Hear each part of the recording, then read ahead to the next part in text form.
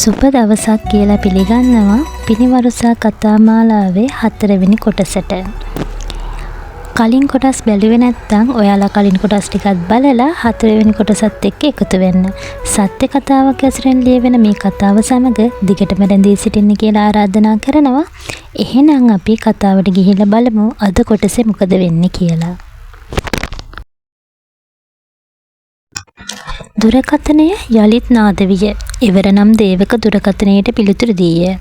Hello අයියා. මේ පාර ක්ලයන්ට් මීටින් එක ලබන සතියේ සිංගප්පූරු වල. මේ පාර නම් මට යන්න බැරි වෙයි අයියා. තාත්තගේ ඔපරේෂන් එකත් නෙක්ස්ට් වීක් නේ. මේ පාර අයියට පුළුවන් නේද ෆේස් කරන්න? හරි මල්ලා. ඔයා තාත්තගේ වැඩ ටික බලා ගන්නකෝ. මං ඔෆිස් එකේ වැඩ ටික බලා ගන්නම්. හරි අයියා. ඔහු දුරකථනය තැබීය. සෑම වසරකම මෙම මීටින්ස් වලට සහභාගී වූයේ 30 වරයි. පියාගේ අසනීප තත්ත්වය නිසා 30 වරට මෙවර සහභාගී වීමට නොහැක. මේ සඳහා කාර්යාලයේ අධ්‍යක්ෂවරුන් කිහිප දෙනෙකු සහ 30 වරගේ ඇසිස්ටන්ට්ද සහභාගී විය. මෙවර මේ සඳහා සහභාගී වන්නට වන්නේ පූජනීටය. මෙම යෝජනාවට දේවක එක පයින් කැමති විය. ඔහු මෙම අවස්ථාව ගැන පූජනීටද කීවේය. ඒත් දේවක අම්මලා මොනවා කියයිද දන්නේ. මොනවා කියන්නද මැනික? ස්ටාෆ් එකේ ලේඩිස්ලා දෙන්නෙක්මත් යනවනේ. හරි මං අහලා බලන්නම්කෝ. මේ සම්බන්ධව 30 වරකින් කිසිදු බලපෑමක් ඇති නොවේ. ඔහු එම ගමන පිළිබඳ හොඳින් දන්නා නිසාය. එම නිසා ඔහු ඒට අකමැති වීමට හේතුවක් නැත. මේ ගමන පිළිබඳව පූජනීය සිටියේ කිසිවක් සිතාගත නොහැකිවය. ඇය ඒ පිළිබඳව සතුටු වූවාසේම යම් කහටක්ද සිතේ ඇති වූවට නොවුණු මානය. මේ පිළිබඳව පූජනීය තම මවකින් විමසුවාය. ඇය නම් මේට අකමැත්තක් දැක්වේ නැත. මක් නිසාද යන පිරිස සහ තම දියණිය ඉහටත් උඩින් ඇය විශ්වාස කළ නිසාය. තමන් නොදුටු රට රාජ්‍ය තම දරුවන් දෙක බලා ගැනීමට හැකියවීම පිළිබඳව ඇය මහත්සේ සතුටු වුණාය. මේ තම දරුවාගේ ජීවිතය උඩු යටිකුරු කරවන ගමනක් බව ඇය දැන සිටියේ නැත. නමුත් පූජනීයගේ පියා මේට දැඩි ලෙස අකමැති විය. නන්නාඳුනන රටක ඇයව තනිවම යැවීමට ඔහු අකමැති විය. කසාද බඳිනකන් ඔහම ගමන් යන්න ඕනි නෑ මගේ දුවේ. මං පරිස්සමෙන් ගිහින් එන්නම්කෝ තාත්තේ. ඇය තම පියාට තුරුළු වී සිටියේ පොඩි දරුවෙක් මෙන්ය. මේ ගමන සඳහා පූජනීය තම ඇඳුම් පැළඳුම් සූදානම් කර ගත්තාය. ඒ වගේම දේවකත් එම ගමන සඳහා ලහියේ සූදානම් විය. දේවක සිතුවේ දිනෝගෙන් ඩිවෝස් එක ඉල්ලලා ගැනීමටය. නමුත් මේ මොහොතේ ඒ නොකියා ඔවුන් සිංගප්පූරු ගිය පසු ඒ පැවසීම සුදුසු යයි ඔහු සිතුවේය. නැතහොත් මෙම ගමන යෑමට දිනෝ කීයටවත් ඉඩ දෙන්නේ නැති බව ඔහු දැන සිටියේය. දේවක මේ සඳහා තම ෆැමිලි ලෝයර් නොව වෙනත් ලෝයර් කෙනෙක් තෝරා ගත්තේය. දුරකථනය අතරගෙන ඔහුට ඇමතිය. Hello mister Warnakula Suriya. දේවක ඔහු හඳුන්වා දී සිදු කිරීමට ඇති කාර්යය ඔහුට පැවසීය. මෙහෙමයි මිස්ටර් දේවක. මැඩම් කැමතිද ඩිවෝස් වෙන්න? නෑ මිස්ටර් වර්ණකුල සූරිය. ඒ වුණාට මට ඩිවෝස් එකක් ඕනේ. එහෙමනම් සර් වැඩේ හිතන තරම් ලේසි වෙන එකක් නම් නෑ. මේකට ටික කාලයක් ගත වෙයි මිස්ටර් දේවක. මට මේක ටිකක් හදිස්සි. මට පුළුවන් නම් මේකට ඕන ගාණක් ගෙවන්න පුළුවන්. ගාණ නෙමෙයි මිස්ටර් ප්‍රශ්නේ. අපි හම්බ වෙලාම කතා කරමු. සර්ගේ වැඩේ කිරුණා කියලා හිතා ගන්නකෝ. යයි පවසා ඔහු දුරකථනය තැබීය.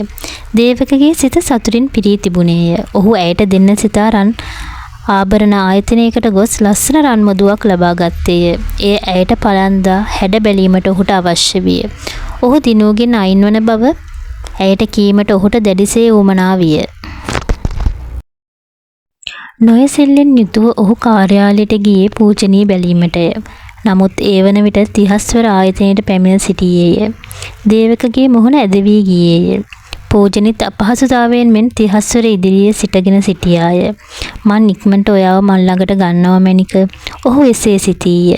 මේ අතර 30 වර පූජනීයගේ පළමු වරට වෙනත් රටකට යන ඒ පිළිබඳ උපදෙස් දෙමින් සිටියේය. ඒක නෙමෙයි පූජි. ඔයා හනිමුන් යන්න හිතන් ඉන්නේ කොහෙද? පූජනීයම වහාම ඉවත බලාගත්තාය. ඇයි පූජි ලැජ්ජේ තුනද? ලැජ්ජ වෙන්න දෙයක් නෑනේ. ඒවා ඉතින් වෙන්න ඕනි දේවල්නේ.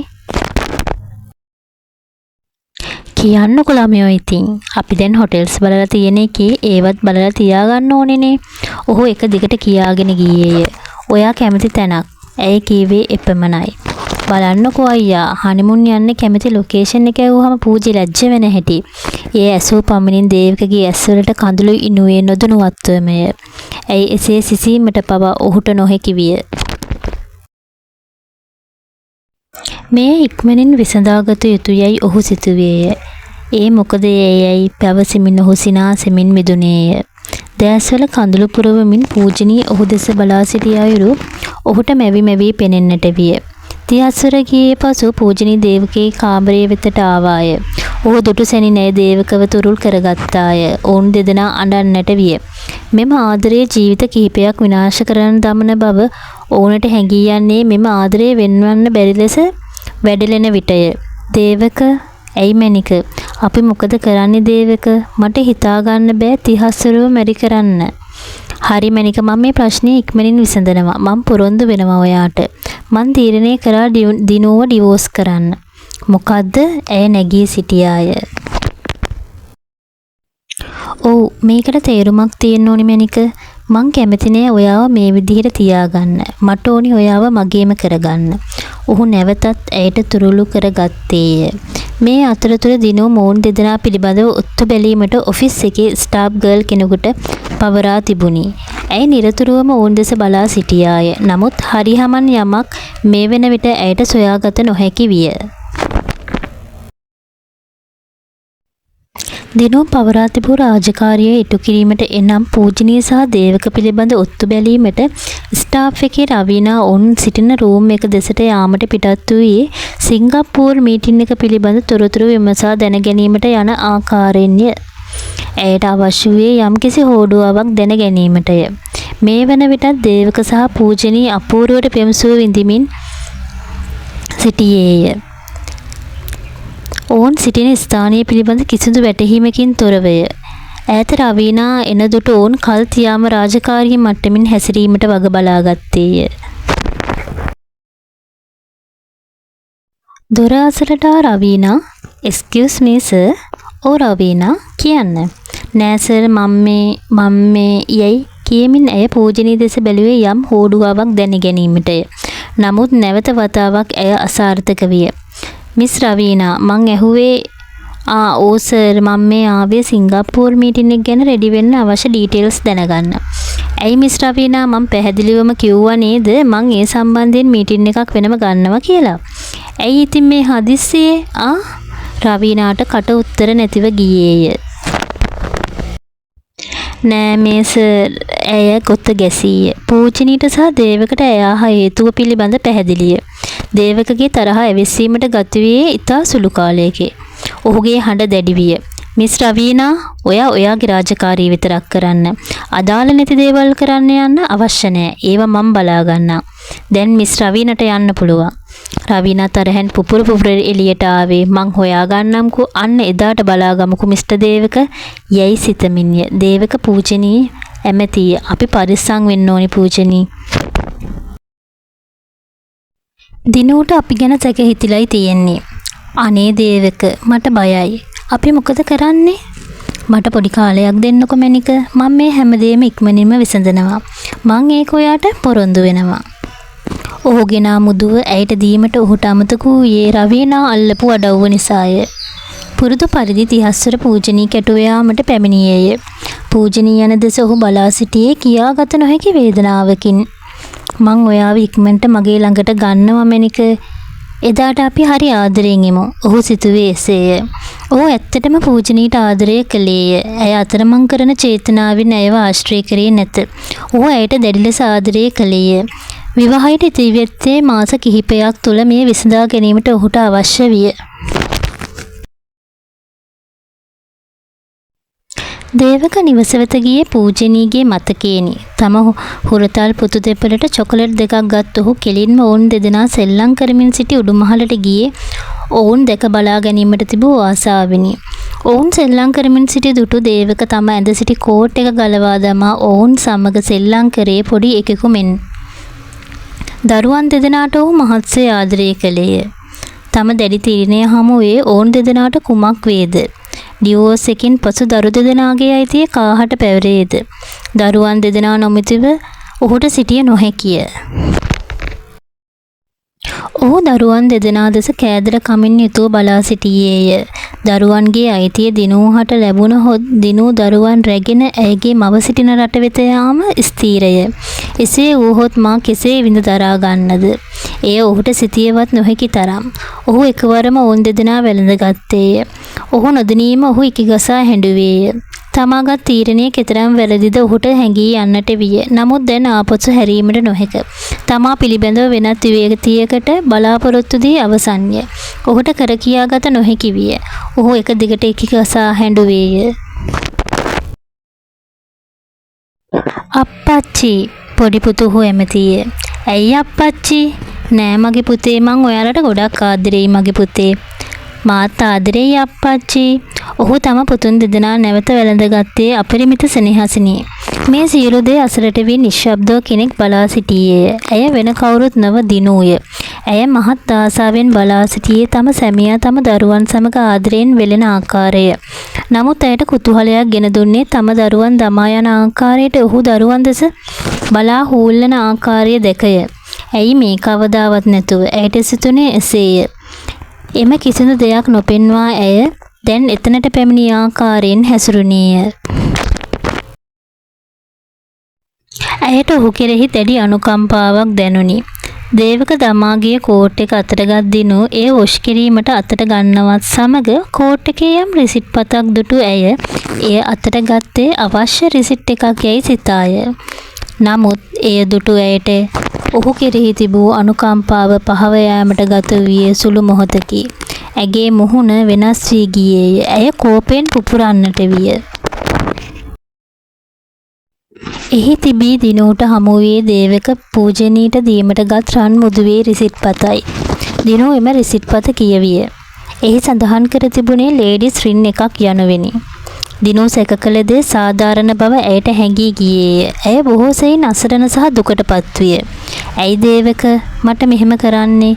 මගෙන් වැරද්දක් වුණා තමයි. ඒකට මට මෙච්චර ලොකු දඩුවමක් දෙන්න එපා.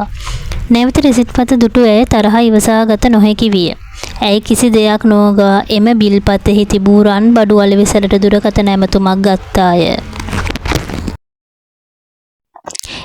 ඇයට ලැබුණු තෑග්ගක් මෙන් ඇය එහි විස්තර එම ආයතනයේ සේවකයාගෙන් අසා දැනගත්තේ ඉතා කපටි ලෙසය. එය ඉතා වටිනා මුදුවක් විය. ඇයට ඇති වූ කෝපය කියා නිම කළ නොහැක. මෙම කාරණාව ඇය දේවකගෙන් සඟවා සිටීමට සිතාගත්තාය.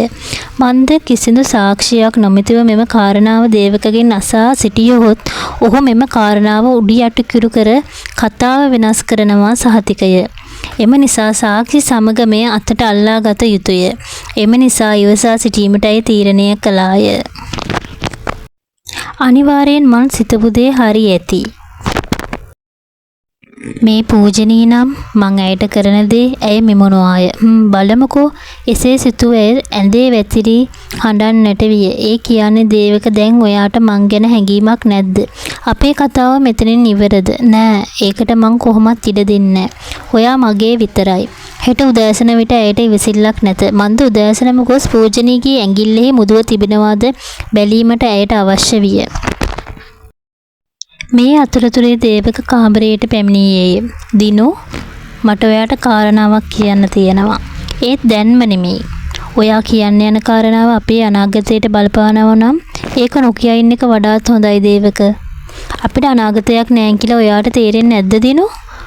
ඔයා හිතන දේවල් කවදාවත් වෙන්න ඉඩ තියන්නේ නැහැ මං. ඔයා මොකක් ගැනද දිනු මේ කියන්නේ? ඒක මං ඔයාට ඉස්සරහදී පැහැදිලිව කියන්නම්. අපි බලමු මොකද වෙන්නේ කියලා ඉස්සරහට.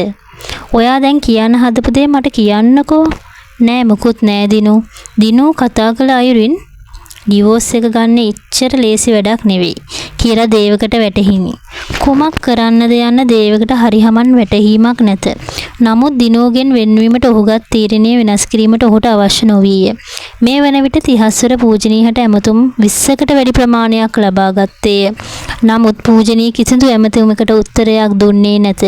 විවාහ වීමට සිටින යුවතියක් මෙසේ හැසිරීම පුදුමයකි. පූජනී හිතාමතා තිහස්වරව මගහරින බව තිහස්වරහට දැන් වැටහි ඇත. ඇයට ඔහු පිළිබඳ කිසිදු හැඟීමක් නැත. බැරිම තැන ඔහු නිවසේ දුරකථනයට ඇමතියේ. ඒ සඳහා පූජනීගේ මව පිළිතුරු දීය. අම්මා පූජනී ගෙදර නැද්ද? ඇයි පුතේ එහෙම අහන්නේ? පූජනී ගෙදර ඉන්නවා. නෑ අම්මා මං කෝල් කරාට එයා ෆෝන් එකට උත්තර දුන්නේ නෑ.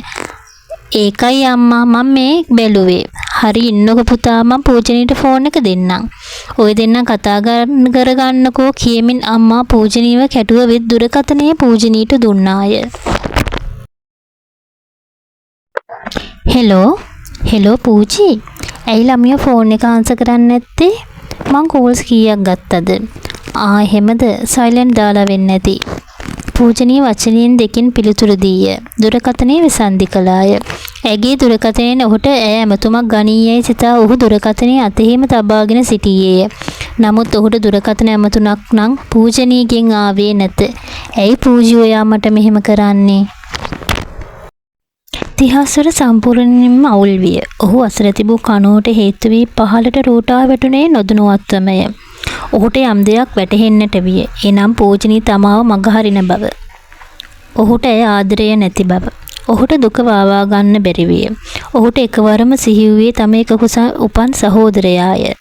ඔහු දේවකට ඇමතුමක් ගත්තේ ඔහුගේ දුක තුනී කර ගැනීමටය. තිහස්වරගේ ඇමතුම දැක දේවක කලබලයට පත්විය. ඔහුට තම සොයුරාගේ ඇමතුම දුටු විගස කලබල වන්නට තරම් ඔහු කර ඇති වැරැද්දේ බරපතලකම වැටහෙන්නට විය. ඔහුගේ අත ගැහෙන්නට විය. තම දුකට සැපට සිටින සහෝදරයාට මෙසේ මම් මුලා කිරීම කෙතරම් නින්දා සහගතද?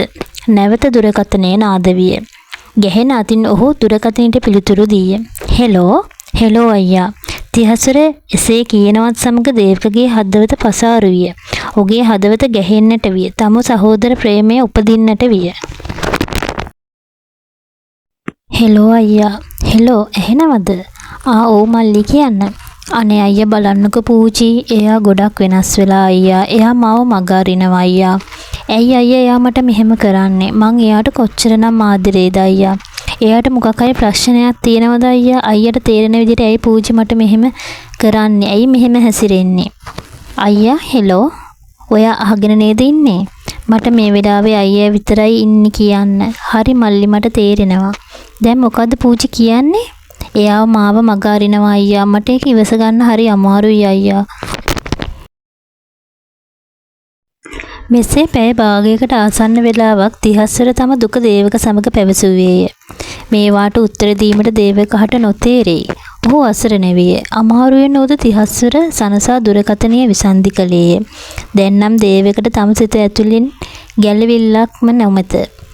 නමුත් ඔහුට පූජනීය අමතක කළද නොහැක. දේවක රාත්‍රී ආහාරයේද නොගෙන නින්දට වැටෙන්නට විය.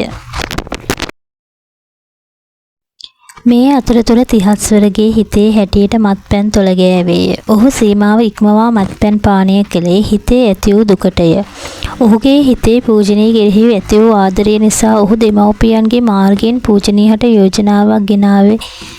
නමුත් සිදු වූ දේ ඛේදනීයයි. ඔහුට කෙලින් හිටගත නොහැකි තරමට ඔහු බීමත්ව සිටියේය. සේවකයෙක්ගෙන් ලවා කුලී රථයක් ගෙන්වාගත් ඔහු කුලී රථයට නැගුණේ නිවසට යන මාර්ගයේද අමතක කරමිනි. විසිරින කාඩ් පතේ තිබූ ලිපිණියට ඔහු තිහස්වරව කැටුවාගෙන ගියේ ඔහුගේ දුක් විලාප මැදය. නිවසේ ගේට්ටුව ඇරගත් ඔහු දොර ඇර ගැනීමට පෙරම ඇද වැටුණේය. මේ අතරතුර පූජනී දේවක සමග ජීවත් වන ජීවිතය පිළිබඳ හීනමවමින් සිටියාය. ඇයට තිහස්වර පිළිබඳ වගේ වගක් නැත. පූජනීගේ මව තිහස්වර පිළිබඳ අසන සෑම විටම ඇය බොරු කියමින් තම මව රැවට්ටුවාය. ඇයට දේවකට ඇමතුමක් ගැනීමට අවශ්‍ය විය. වේලාව රැ 11ත් පසු වී හමාරය. ඇය දේවකට ඇමතුමක් ගත්තාය. දුරකථනයේ නාද විය. දිනූහට මේ වන විටත් නින්ද අසලකට විත් තිබුණේ නැත. දුරකථනයේ නාදවන හඬ ඇයට ඇසුණි. ඇය එදෙස සමාන යොමු කරමින් සිටියේ ඇය නිදා සිටින බව හඟවමිනි. එවිට ඇමතුම විසන්ධි වී ගියේය. දේවක දුරකථනයට පිළිතුරු නොදීමත් සමගය ඔහුට නිින්ද ගොස් තිබුණි. නැවතත් දුරකථනයේ නාද විය. දේවක නිදා සිටින දුටු දිනෝ දුරකථනයේ ගැමීමට හිමින් සීරුවේ පැමිණියාය. ඇය සෙමින් දුරකථනයේ අතට ගත්තේ ඇයට ඇති වූ සැකය සැකහැර දැන ගැනීමටය. ඇය දුරකථනයේ අතට ගත්තාය. එහි සඳහන්ව තිබුණේ අම්මා යනුවෙනි. දිනෝගේ උත්සාහය අසාර්ථක විය. ඇය නැවතත් දුරකථනයේ හෙමින් තබා යන්නට සැරසුණේය. එවිටම දේවක කවුද දිනෝ කෝල් කරේ? මන් දැක්කේ නෑ දේවක. ඇත්තද? දිනූට කර කියා ගන්නට දෙයක් බැරි විය. දේවක දුරකථනයට අතට ගත්තේය. තම මවට ඔහු ඇමතුමක් ගත්තේය. හෙලෝ ලොකු පුතේ. ඔව් අම්මා. මල්ලි ෆෝන් එක ආන්සර් කරන්නේ නෑ මගේ පුතේ. මට බය හිතෙනවා පුතේ. මොකද්ද? දේවක ගැස්සී ගියේය. කතාවේ ඊළඟ කොටසෙන් හමු වෙමු. channel එක subscribe කරලා තියාගන්න අමතක කරන්න එපා. අදට ගිහිල්ලා එන්නම්.